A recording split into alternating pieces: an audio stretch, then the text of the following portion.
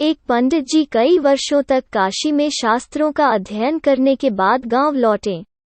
पूरे गांव में शोहरत हुई कि काशी से शिक्षित होकर आए हैं और धर्म से जुड़े किसी भी पहेली को सुलझा सकते हैं।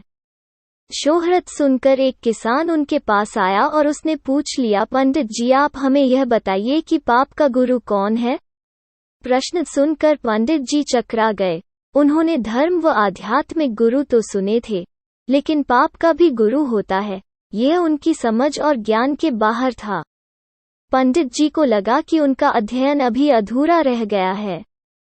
वो फिर काशी लौटे, अनेक गुरुओं से मिले, लेकिन उन्हें किसान के सवाल का जवाब नहीं मिला।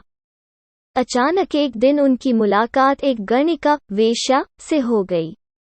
उसने पंडित जी से परेशानी का कारण पूछा तो उन्होंने अपनी समस्या बता दी। वेश्या बोली, पंडित जी, इसका उत्तर है तो बहुत सरल है, लेकिन उत्तर पाने के लिए आपको कुछ दिन मेरे पड़ोस में रहना होगा। पंडित जी इस ज्ञान के लिए ही तो भटक रहे थे। वो तुरंत तैयार हो गए। गणिका ने अपने पास ही उनके रहने की अलग से व्यवस्था कर दी। पंडित जी किसी के हाथ का बना खाना नहीं खाते थे। अपने नियम आचार और धर्म परंपरा के कट्टर अनुयायी थे। गणिका के घर में रहकर अपने हाथ से खाना बनाते खाते कुछ दिन तो बड़े आराम से बीते, लेकिन सवाल का जवाब अभी नहीं मिला। वो उत्तर की प्रतीक्षा में रहे। एक दिन वेश्या बोली, पंडित जी, आपको भोजन पकाने में बड़ी तकलीफ होती है। यहाँ देखने वाला तो और कोई है नहीं। आप कहें तो नहा धोकर मैं आपके लिए भोजन तैयार कर दिया करूं। पंडित जी को राजी करने के लिए उसने लालच दिया, यदि आप मुझे इस सेवा का मौका दें तो मैं दक्षिणा में 5 स्वर्ण मुद्राएं भी प्रतिदिन आपको दूंगी। स्वर्ण मुद्रा का नाम सुनकर पंडित जी विचारने लगे। पका पकाया भोजन और साथ में सोने के सिक्के भी, अर्थात दोनों हाथों में लड्डू हैं। पंडित जी ने अपना नियम, व्रत, आचार विचार, धर्म सब कुछ भूल गए।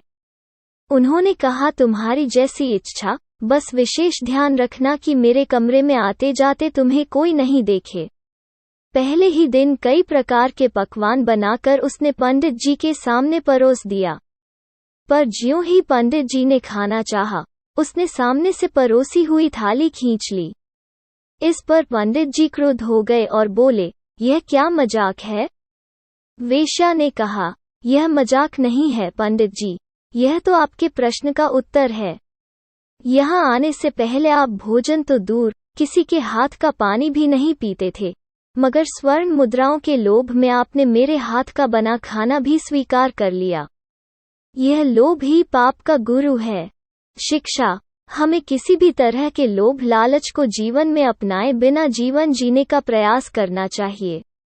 अगर आपको यह कहानी अच्छी लगी तो वीडियो को लाइक और चैनल को सब्सक्राइब जरूर करें।